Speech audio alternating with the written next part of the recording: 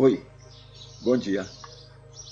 Nós vamos mais uma vez estar conversando sobre a revelação de Deus, sobre Bíblia, sobre o que isso significa para a vida da gente e talvez até principalmente o que isso significa para a vida de todas as pessoas, tá bom?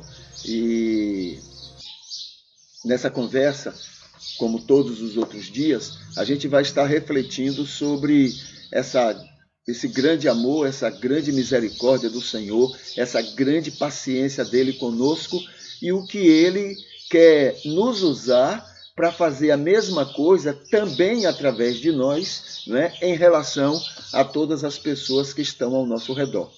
Tá bom? Então, basicamente é isso que nós temos feito neste culto ao Senhor. Compreender ao máximo possível o seu amor e a sua maneira de lidar com pessoas iguais a nós, né? Eu ia falar iguais ou piores. Não existe piores, iguais a nós, porque a Bíblia diz que todos estão debaixo do pecado. Não há ninguém que entenda por si só. Não há ninguém que busque a Deus. Então estamos todos nivelados na mesma situação. O pouquinho que a gente pode achar que, né, tem de bem, de bom em relação a Deus, é por causa não do nosso mérito, mas por causa do mérito do Senhor na vida da gente. Tá? No Salmo 119, versículo 82, a Bíblia diz o seguinte: os meus olhos desfalecem, esperando por tua promessa, enquanto eu pergunto, quando me consolarás tu? O salmista indagando, né, ao Senhor. Os meus olhos estão cansados de esperar, de ver a tua promessa se cumprir. É o que o salmista está falando. Enquanto eu pergunto, quando me consolarás, Senhor? Até quando eu vou ficar nessa angústia? Né? Aí é que entra, dentro do contexto bíblico, dentro do entendimento geral do que Deus é e faz com a gente. Então nós temos a paráfrase terapêutica que diz o seguinte: somos bem-aventurados, pois o Senhor Deus, com seu plano salvador da graça, por seu Espírito, né, tem nos feito ver incansavelmente, o cumprimento de suas promessas amorosas para com todas as pessoas, sem exceção, para com todas as pessoas no mundo. Assim, temos vivido seu consolo o tempo todo. Não há mais aquela angústia, aquele desfalecimento dos olhos, aguardando a promessa ser cumprida, não. Ele já tem cumprido e ele já tem nos levado a enxergar, a ver, a observar essas várias maneiras dele estar nos consolando. Tá bom? Então, essa é a... né? E é dentro dessa visão que a gente, então, tem feito o nosso culto matutino. A busca de saber mais sobre essa revelação divina. Né? E aí, essa semana, nós estamos nos prendendo a observar que o Espírito vivifica. Né? Lá em 2 Coríntios 3,6, Paulo lembra que a letra mata e o Espírito vivifica. Então, isso tem a ver com, não com a revelação, mas tem a ver com o texto bíblico, né? Onde os escritores buscam registrar o que eles entenderam da revelação de Deus. Revelação é o amor de Deus. O que é que eles entenderam? E, se você for olhar, entenderam muita coisa totalmente diferente. É só você perguntar a Jesus uma série de coisas que Moisés falou, que Moisés exigiu, uma série de coisas que Moisés entendeu que Deus estava determinando, e você vai ver quão distante, né, ele estava da verdadeira revelação, que é o amor de Deus. E a gente não pode culpar Moisés, não, porque nós, no lugar de Moisés, faríamos igualmente o que ele fez. Tá bom? Ou pior, né? Ou pior. Mas igualmente, no mínimo, a gente faria. Então não tem nem o que criticar. né? Hoje a gente tem outros conhecimentos sobre Deus, aperfeiçoados durante o tempo, e temos o conhecimento de Jesus. Moisés não tinha nada disso. Então, dentro dos limites dele, ele compreendeu mal, mas compreendeu alguma coisa dessa revelação de Deus. Tá bom? Então, essa semana nós estamos conversando sobre o Espírito vivifica. A letra mata, mas o Espírito vivifica. Então, conversamos no primeiro dia, né, sobre o seguinte: o Espírito da letra é a própria revelação divina. Esse é o Espírito, né? É aquilo que o escritor está querendo escrever. Segundo, assim, a Bíblia é a palavra de Deus com limites humanos nela. Muitos limites humanos. Muitos, né? Tem coisas que a gente fica com o cabelo em pé. E não é pelo fato de estar na Bíblia que foi aquilo que Deus disse. Aquilo foi o que Moisés, o que Davi, o que Isaías, o que Paulo entendeu. Aí eles escreveram, tá? Mas há coisas, né? Vamos lá para Paulo? Paulo chega um momento que ele diz assim: olha, pega o Alexandre, o latoeiro, e entrega para Satanás, para ver se salva a alma dele. Claro que ele está usando aí uma linguagem da época, né? Mas no fundo, o que ele está falando é: despreza essa pessoa aí do meio de vocês. Aí eu pergunto: Jesus, tu darias essa orientação? Entende? O meu Jesus, o Jesus que eu vejo na Bíblia, que eu conheço na Bíblia, que é a revelação do amor de Deus, jamais orientaria uma coisa dessa. Jamais. Nem passaria pela cabeça dele. Né? É o mesmo Jesus que lá na parábola do trigo e do joio disse: não tire o joio do meio do trigo, porque vocês não sabem, né, como fazer isso, não sabem identificar. Né? Então, o Jesus que eu creio jamais orientaria isso, mas Paulo orientou. Então, Paulo estava orientando o quê? A cabeça dele, a compreensão dele, o entendimento dele. Vamos culpar Paulo? Não, a gente no lugar de Paulo faria a mesma coisa. Né? Agora, a gente tem que perguntar a Jesus, não é a mim, não é o que eu acho, não é o que Paulo acha, é o que Jesus. Jesus, você daria essa orientação? O meu Jesus não. Agora, eu conheço pessoas que têm um Jesus que diz sim, entrega para Satanás, deixa lá se virar. Eu respeito, mas não é o Jesus que eu creio. Entende? Então, como Paulo, existem outros tantos. Né? Outros tantos que estiveram diante da revelação, mas dentro dos seus limites, dos seus defeitos, não é? Entenderam errado, entenderam mal aquilo que estava diante deles. Certo? Então, a Bíblia é a palavra de Deus com limites humanos lá dentro. Muitos limites humanos, muitos, demais.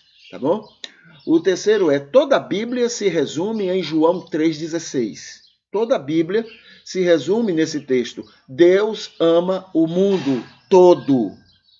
Deus ama o mundo todo. Né? João 3,16. Na quarta-feira, né? Então foi a quarta-feira, João 3,16 resume toda a revelação, o amor, o que Deus faz por esse amor.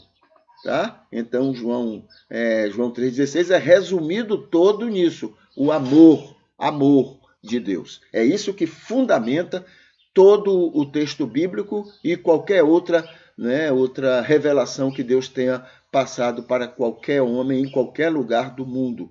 Porque Deus não se revelou somente a Moisés, Deus não se revelou somente a Davi.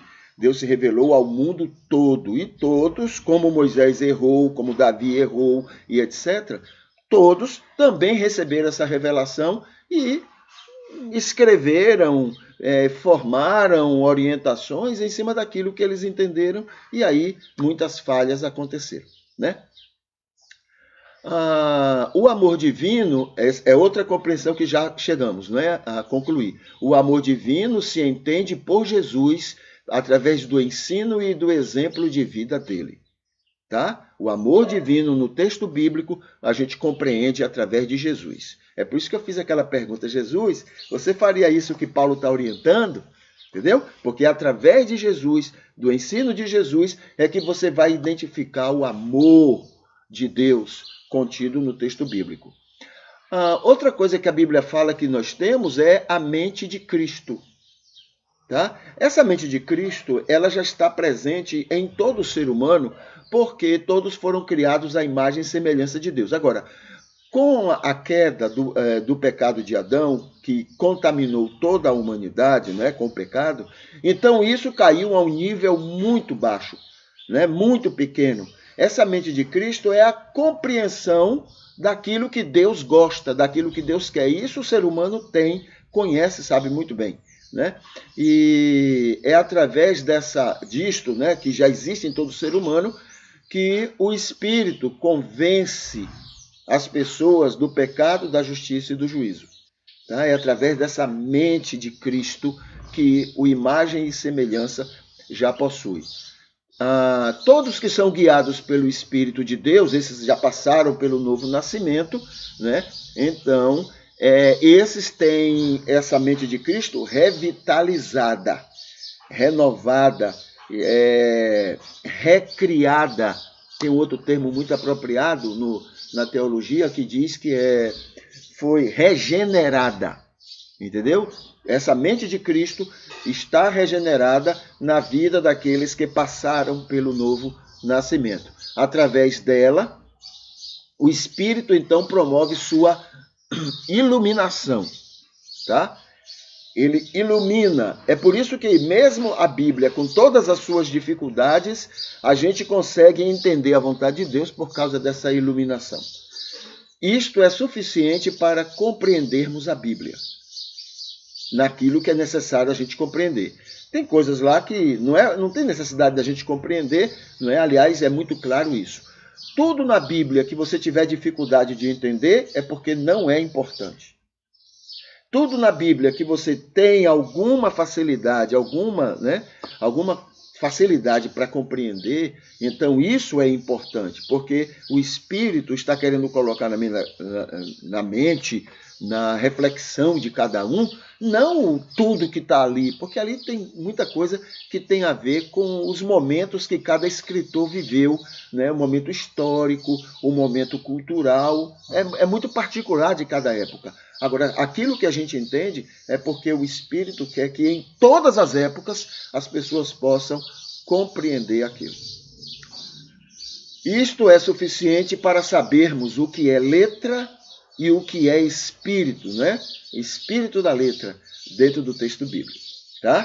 Agora, é claro que a nossa tendência, por exemplo, entre a letra e o espírito, há uma tendência na gente de querer a letra, ou seja, nós nos apegamos muito às coisas menos importantes. A gente quer, por exemplo, as violências dos escritores, isso aí a gente se apega mais. As desonestidades dos escritores bíblicos, a gente se apega mais. As brutalidades, né? Então, a gente gosta muito. Vamos citar o que eu falei na estante. Então, Paulo diz, entrega para Satanás. Oh, que coisa que agrada o coração do ser humano, né? A gente entregar o outro para Satanás.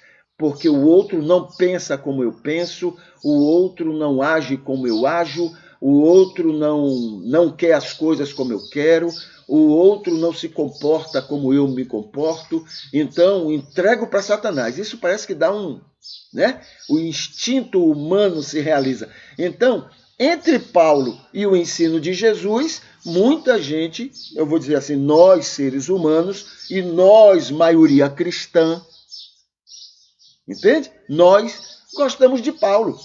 Esse negócio de ficar amando a pessoa que a gente condena, né? Amar, ter paciência, dar mais uma oportunidade, facilitar, ficar perto dele, tentar ajudar. Isso não é da gente. Isso é de Jesus. A gente quer ficar com Paulo. Não, larga para lá. Entrega para Satanás. Né? Satanás cuide dele. Isso é muito da gente. Entende? Mas não é de Jesus. Porque o que Jesus manda é que a gente possa amar essas pessoas. Tá bom? Então, só para você sentir o gosto aí de quem realmente somos nós. Tá? A Bíblia é maravilhosa lá em Romanos 3, quando ele diz assim, olha, Em outras palavras, não há ninguém que preste. João 3, Romanos 3, ele diz assim, não há ninguém que busque a Deus, não há ninguém que entenda, não há ninguém que seja justo, ninguém. Ninguém por si só. É preciso que o Espírito ajude a gente, porque por nós mesmos somos incapazes disso. Não é? E aí, quando a gente tem esse olhar, sabe realmente quem somos nós, aí a gente percebe, né, compreende porque a gente prefere ficar com Paulo do que ficar com Jesus. Prefere mandar o outro para o diabo do que estar perto dele e amar, né, para demonstrar o carinho de Jesus para com ele. Né? Somos isso. Eu tenho dito que se... Bom dia, irmã Arideia. Bom dia. Eu tenho dito que se a gente fosse para o inferno... Eu não bati aqui não, deixa eu ver. Não, agora entrou. Né? Eu tenho dito que se a gente fosse para o inferno ia ser pior, viu? Porque uma coisa é ser ruim, né, crendo que está longe de Jesus. Outra coisa é ser ruim achando que está perto de Jesus. Aí a gente faz tanta maldade em nome de Jesus, né, que a gente mesmo fica apavorado. Gente, o que eu sou capaz de ser e de fazer? Porque a gente usa o nome de Jesus para fazer tanta maldade que até quem não está perto, quem acha que não está perto de Jesus, fica espantado. Como é que vocês conseguem fazer isso? Somos muito ruins, né? O céu, se a gente não passar por uma mudança total lá na entrada do céu, rapaz, a gente vai botar aquilo ali de cabeça para baixo. Porque somos muito maus, muito perversos, somos muito malignos. E usamos o nome de Jesus para ser e fazer tudo isso. Entende? Somos muito maus, muito. Eu tenho pena do mundo. Né? Jesus colocou a gente para ser luz e sal do mundo. O mundo precisa disso para conhecer Jesus. Mas a gente... né? Aí eu morro de pena do mundo.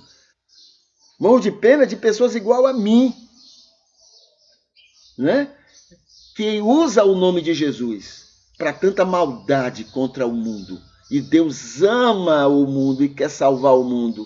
E nós somos os que mais impedimos o mundo de ter sede de Jesus, né? Porque nós somos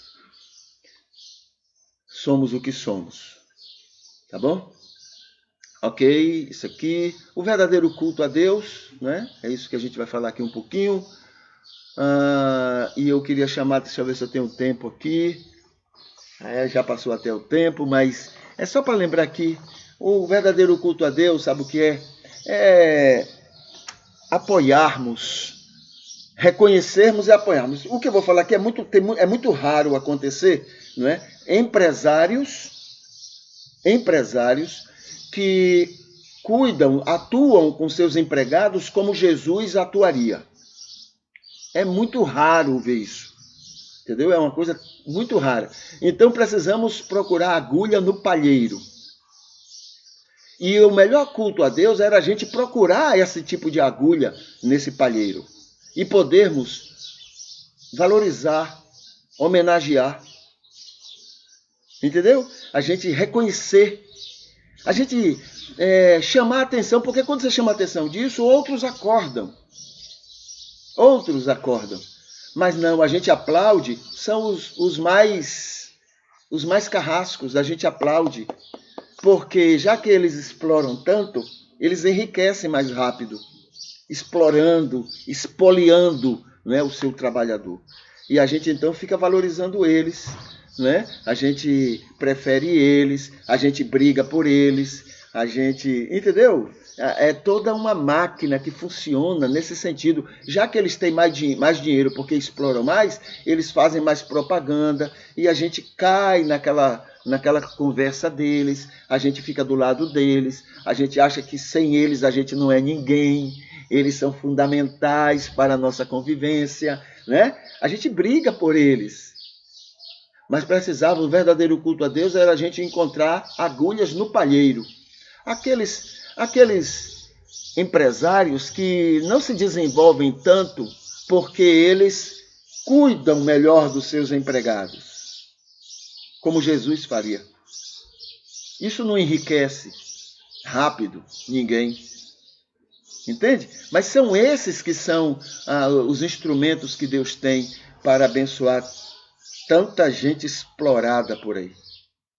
Tá? Então, o verdadeiro culto a Deus não é aplaudir o explorador, né? Senão a gente é cúmplice com eles. E a gente tem sido, né? Mas a gente reconhecer. Agora, como saber, né?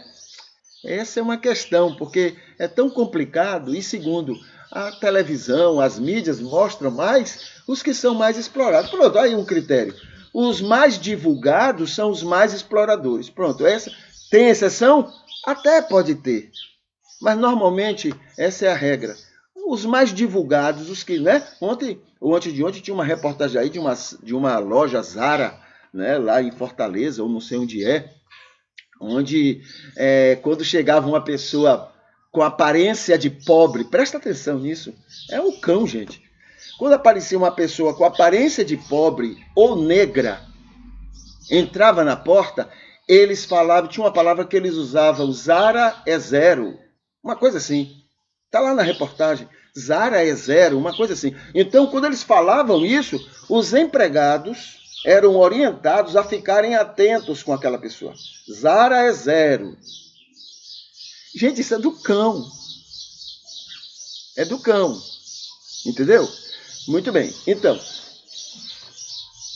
é a gente reconhecer quem são. Lá em Tiago 5,4, dentro de uma paráfrase, a gente pode dizer assim, benditos os patrões que são justos com como Jesus seria, né? Com os salários de seus empregados. Ok? Tiago 5,4. Dentro da paráfrase, é isso que o texto está falando. Tá? O que mais aqui? O texto bíblico. Hoje nós vamos começar João capítulo 3, tá? João capítulo 3. Deixa eu botar aqui nos comentários para as pessoas depois poderem encontrar exatamente esse momento do culto, não é? Para o estudo desse texto da Bíblia. Nesse capítulo 3 de João, a partir do versículo 1, a primeira parte desse capítulo, né? Aliás, esse capítulo é o capítulo dos capítulos, tá bom? Veja só, vamos aumentar aqui aquilo que a gente já conhece. João 3 diz toda a Bíblia, né? Toda a Bíblia, ela pode ser resumida a João capítulo 3. Todo o capítulo, João capítulo 3, pode ser resumido no versículo 16. E todo o versículo 16 pode ser resumido na palavra amor.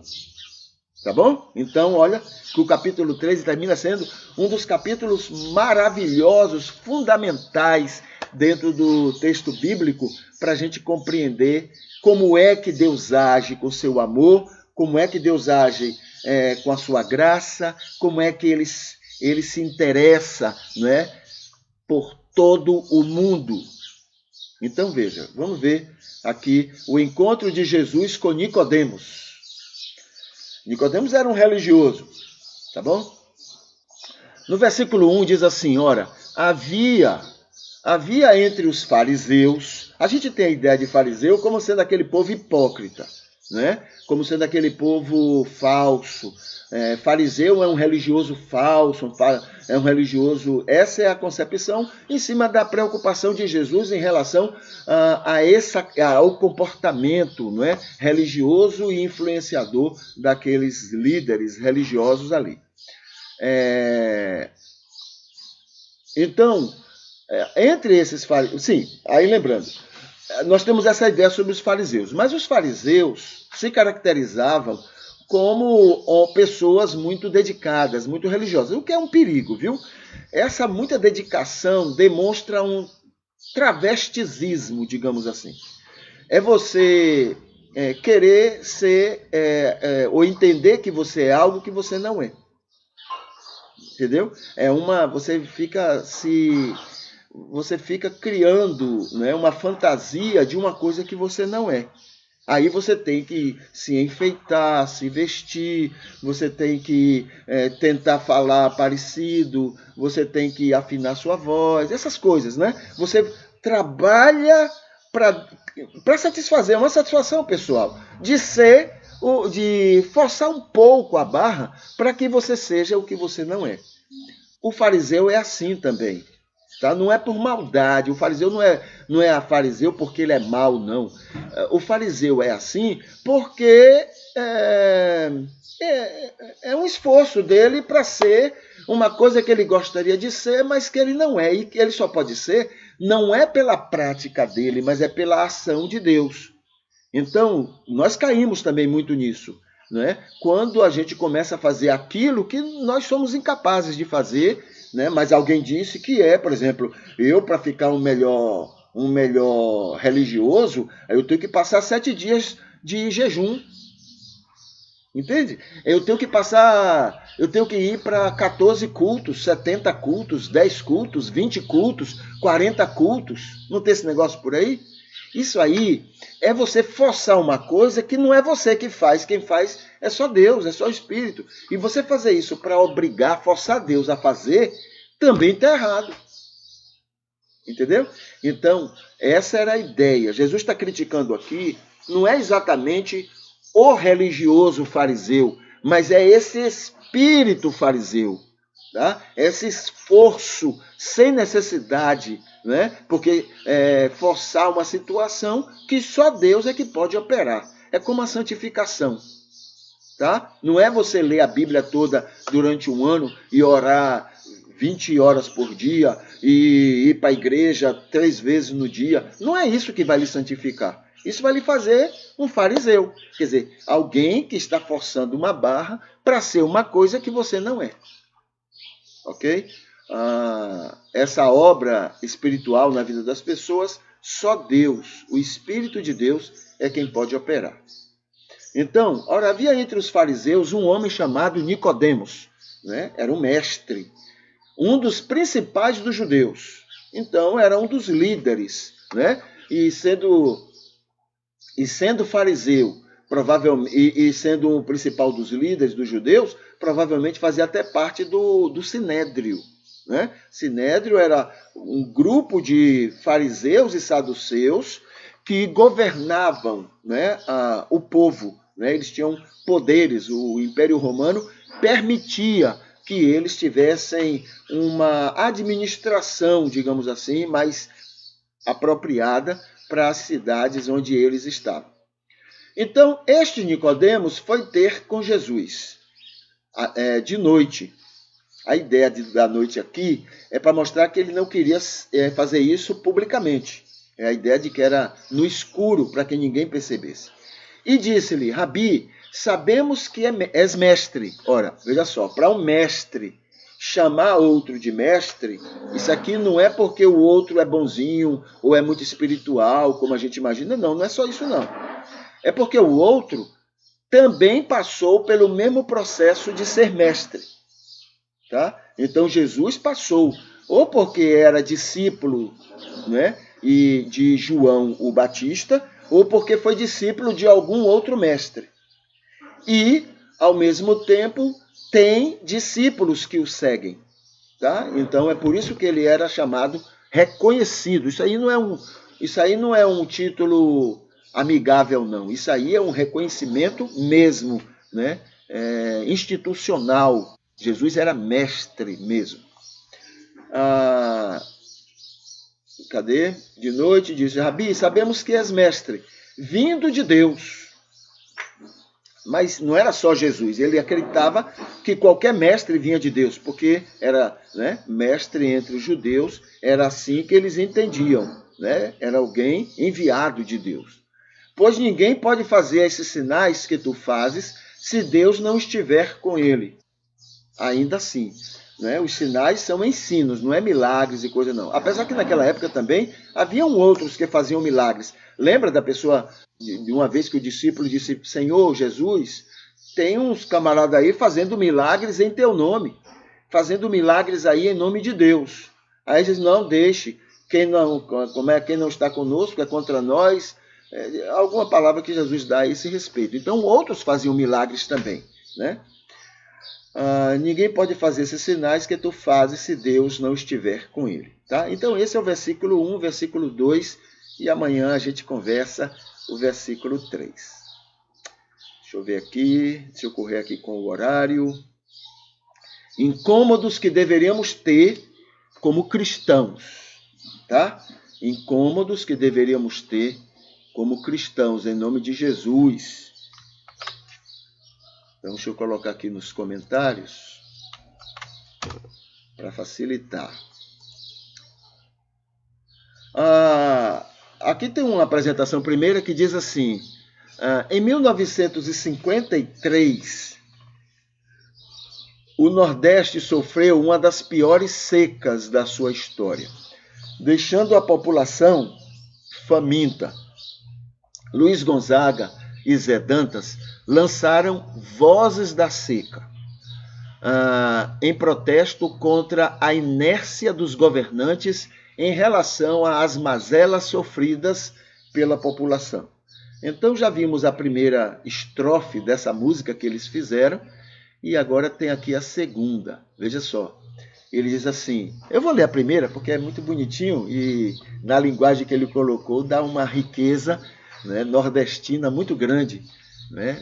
Então ele contou assim, seu doutor, os nordestinos têm muita gratidão pelo auxílio do sulista nesta seca do sertão, mas doutor, uma esmola a um homem que é são, ou lhe mata de vergonha, ou vicia o cidadão.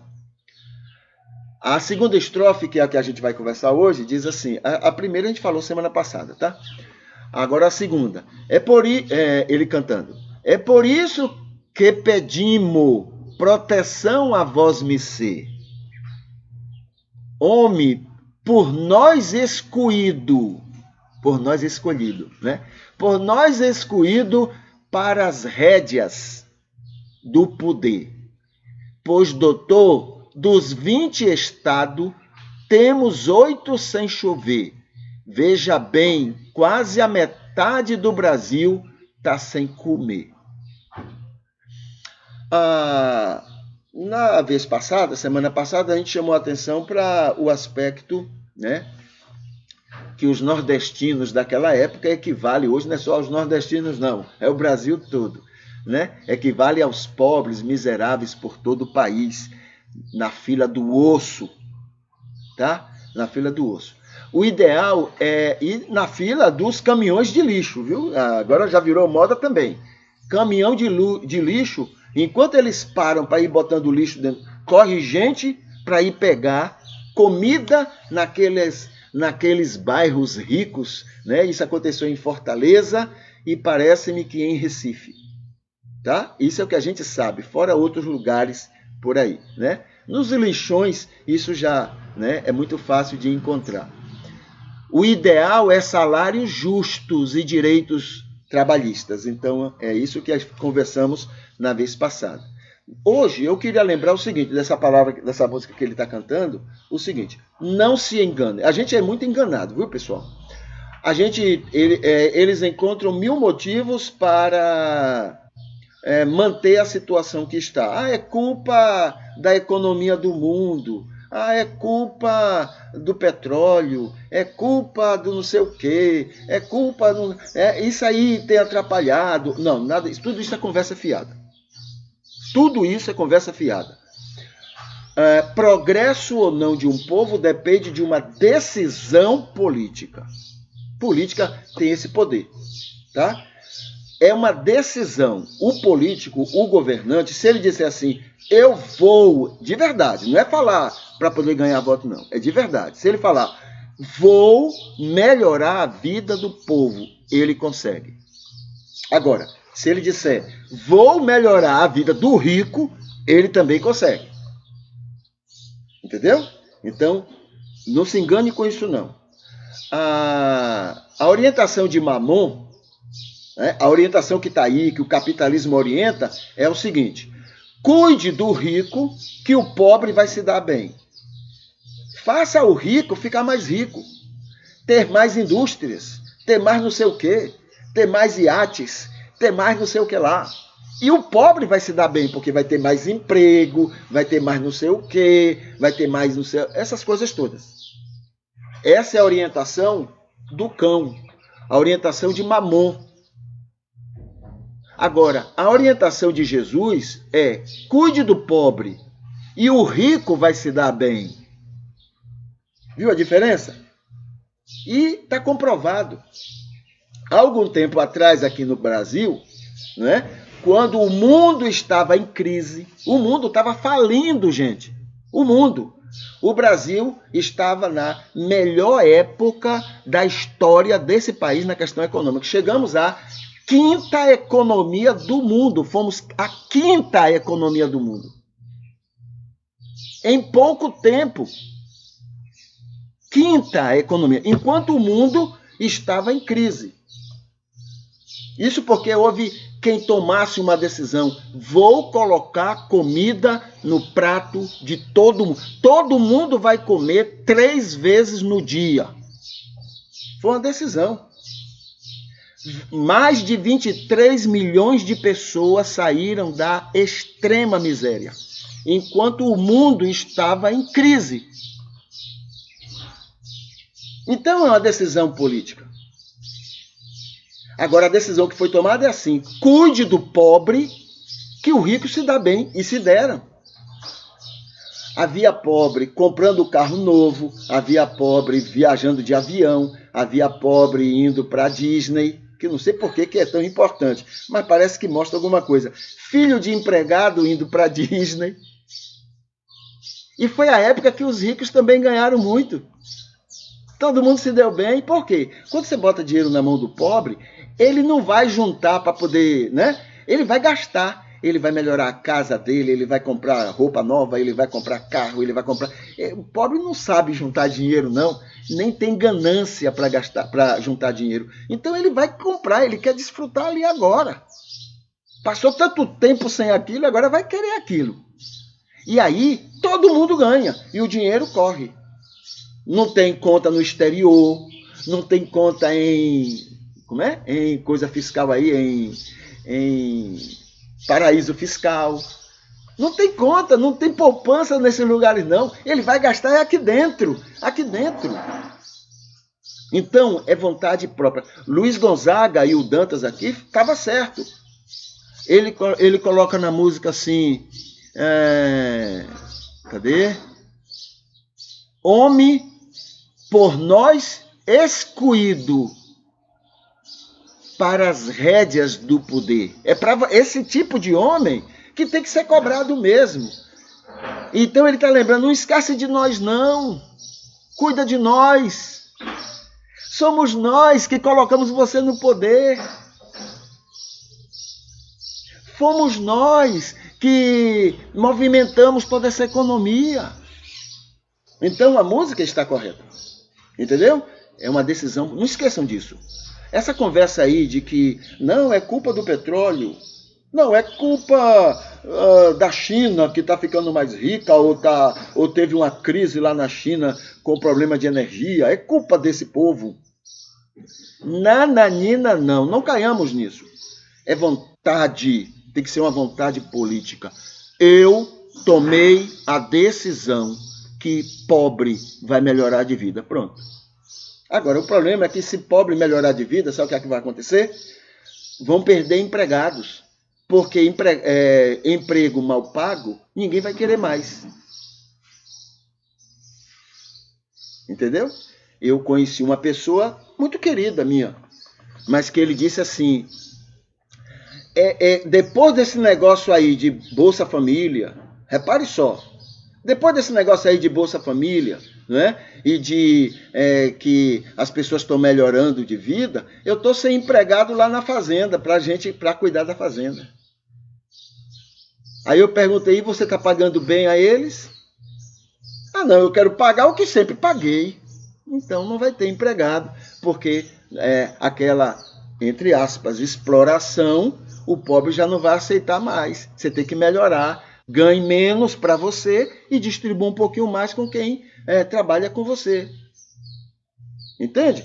Mas não, é preciso que haja crise, porque quando tem a crise, qualquer um vai lá para ganhar até metade do salário. Aí, ó, ele pode escolher quem ele quiser para trabalhar com ele, porque até por metade do salário o povo trabalha, porque está passando fome. Você quer lá saber de direito? Não, eu não quero esse emprego porque está prejudicando. Não, eu estou passando fome, eu trabalho e faço qualquer coisa. Então, é preciso haver a crise para que as pessoas continuem sendo exploradas e ainda fiquem alegres. Ô, patrão, muito obrigado porque você está me dando esse emprego. E está sendo explorado e agradecendo, beijando os pés do patrão. Então, crise é favorável a esse tipo de gente. Tá bom? Então, essa palavra do meu amigo Luiz Gonzaga, né? É interessante. Deixa eu ver aqui o horário. Hoje, mais uma vez, não vamos falar aqui sobre essa opinião, não. Amanhã a gente conversa um pouquinho, se der tempo, tá? Vamos aqui para o Facebook, vamos ver o que aqui tem no Facebook que a gente pode destacar para a nossa conversa agora.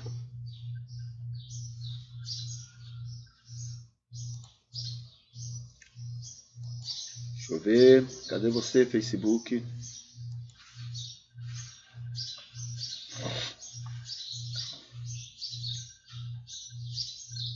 Está atualizando aqui. Deixa eu abrir aqui. Pronto, está abrindo. Vamos ver aqui. Aqui está o culto de hoje. Tá? Aqui nós temos 3 curtidas para o culto de hoje. Deixa eu ver se ele me avisa aqui quem são os 3. Está abrindo. Cláudia Pereira, Gilda Oliveira e Maria Arideia. Né? Então, essas 3 queridas estão curtindo o culto de hoje. Aqui tem o dia de hoje, né? O dia em outubro. Então, outubro é o mês rosa, a gente já sabe por quê. Dia 22 é dia da praça e dia do paraquedista. É dia da flora mineira em Minas Gerais, tá? Quer dizer, a flora mineira é em Minas, mas estou falando que esse dia é comemorativo em Minas Gerais. Dia Nacional do Enólogo, Dia do Sonho, Dia do Jornalismo e do Jornalista Empresarial. Dia Latino-Americano do Perdão Familiar e dos Estudantes de Direito. Dia Mundial do Protesto contra o Eletrochoque. Eu acredito que nos cuidados, né, psicológicos e psiquiátricos. Dia dos Pacificadores. Dia Internacional de Atenção à Gagueira. Dia da Biblioteca Escolar e do Rádio Amadou. Tá bom? Então, hoje é o dia de todas esses comemorativos. Provavelmente de outros comemorativos, mas que eu não tive acesso. Aqui tem um vídeo estudo sobre lideranças espirituais e um vídeo estudo sobre amor na comunhão da igreja. Aqui tem um banner sobre a mente talibã no cristianismo de todos os tempos, desde os tempos da igreja primitiva, né? Já haviam lá mentes talibãs no cristianismo. Aqui tem alguma divulgação da Anhanguera, aqui em Teixeira. Aqui tem o projeto Atendimentos Sociais, também um banner sobre isto. E aqui tem o culto de ontem, né? O culto de ontem foi curtido por Leuma Costa, Valdênio Guerra, Silvana Matos, muita gente boa, viu? O Adson Costa, Valdenice Lisboa e Andresa Braga. Tá? Então, esses curtiram o culto de ontem. Tá bom? Deixa eu ver, eu tenho um tempinho.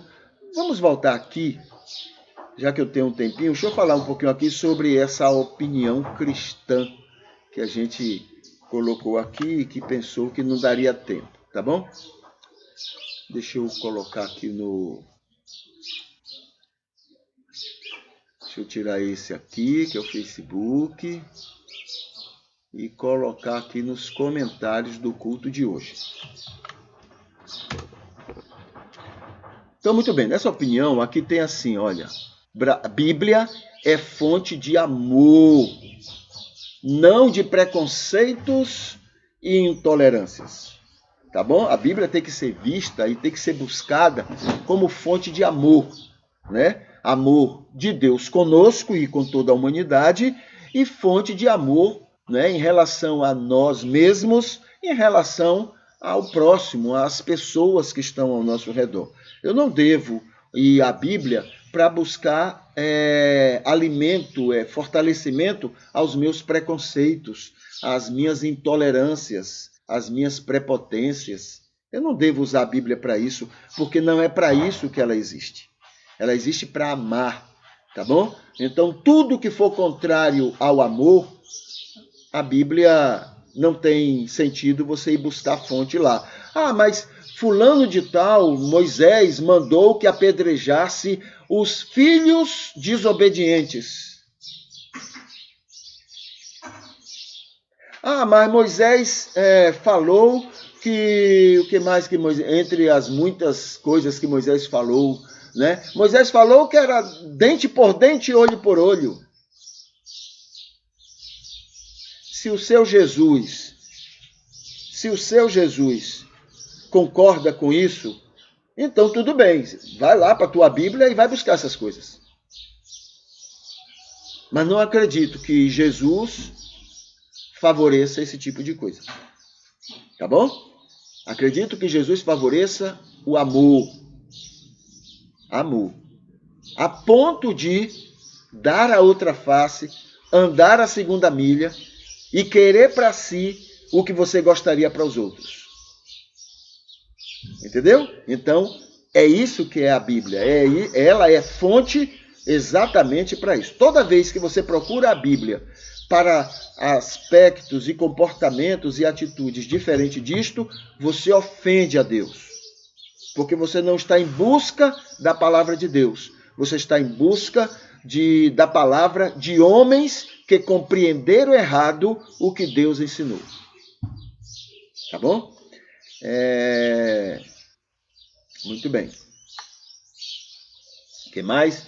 Então, é uma das formas, deixa eu ver o que é. Basicamente é isso que nós iríamos chamar a atenção sobre a Bíblia ser fonte de amor e não de preconceitos e intolerâncias. Tá bom? Vamos deixar aqui por causa do horário e a gente vai aqui para o nosso momento de estarmos nos apresentando a Deus, não é? Pedindo e agradecendo e intercedendo por alguns itens que nós temos aqui. Deixa eu colocar aqui esse momento nos comentários, está aqui.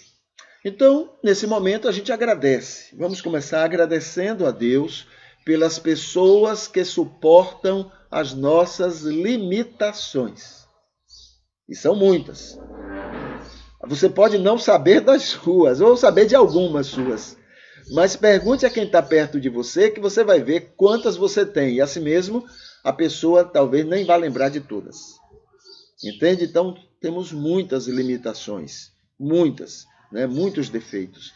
E Deus tem usado pessoas que suportam essas limitações para serem bênçãos na vida da gente. Então, a gente deve agradecer a Deus. Senhor, muito obrigado, porque essa é uma maneira de Deus nos amar e de querer o melhor para nós, é através dessas pessoas. Tá? Então, muito obrigado, Senhor, por tanta gente que suporta as limitações da gente.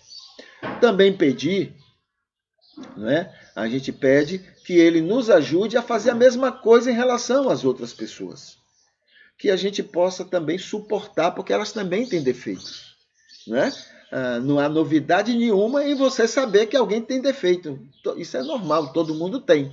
né? E Jesus, que era perfeito, para algumas pessoas ao redor dele ele tinha defeitos, então sobrou o que para a gente? Nada. Então, pedimos a Deus, agradecemos pelos que têm paciência com a gente, e a gente pede a Deus que ele nos use de uma maneira especial, maravilhosa, para que a gente também suporte, né, com alegria as deficiências, as limitações das pessoas. E que também o Senhor possa nos fazer cada vez mais inconformados com as injustiças sociais. Precisamos ficar inconformados. Não é gente murmurenta, não, sabe? A gente reclamadora, aquela coisa doentia, não é isso, não. Mas é sermos inconformados, não é? Não nos conformarmos com isso, não aceitarmos, não entendermos que isso é normal. Então, que sejamos inconformados, que oremos contra isto, que atuemos contra isso, que falemos de maneira sábia e edificante sobre isto, porque isso não é motivo para a gente odiar ninguém, nem é motivo para brigar com ninguém, mas é motivo para a gente ficar dizendo, olha, precisamos mudar, né? Precisamos mudar. Deus quer abençoar as pessoas através disto. A gente, então, também agradece a Deus pelos aniversariantes de hoje, né? Havendo algum, e pedindo pelos enfermos, aqueles que estão enfermos, e que o Senhor conhece muito bem, e que o Senhor possa confortar cada um deles. E a gente agradece também por aqueles que agora ou em outros momentos vão estar participando, cultuando, assistindo, né? Participando do nosso culto, aqueles que têm dado apoios, vários tipos de apoios, né? Pessoas estão fazendo até contato para se oferecerem, dando apoio a um trabalho como este. E tudo isso a gente faz em nome de Jesus, né? Agradecendo, pedindo, intercedendo, tudo isso em nome de Jesus, confiado na misericórdia e na dignidade do Senhor nesse sentido. O lembrete que a gente quer dar é que os links 10, 11 e 12 da descrição deste culto, não é, tem aí informações sobre a casa de apoio. Amanhã nós estaremos, entre outros assuntos, conversando sobre o que deveria nos incomodar na nossa vida regional, né? Nas nossas proximidades. O que deveria nos incomodar. E aqui fala sobre o projeto Atendimentos Sociais. E hoje é um ótimo dia para você repensar sua vida com seu futuro, né? Tudo aquilo que você quer para o seu futuro e que você precisa plantar agora, tá bom? Agora, para no futuro você poder colher com facilidade. Bom, é isso. E a gente vai se despedindo. Vou colocar aqui a música, né? Para a gente ter esse momento final. E a gente vai pedindo a Deus que possa continuar lhe abençoando e lhe usando durante todo esse dia, né? Para a glória dele. Tá bom? Até mais.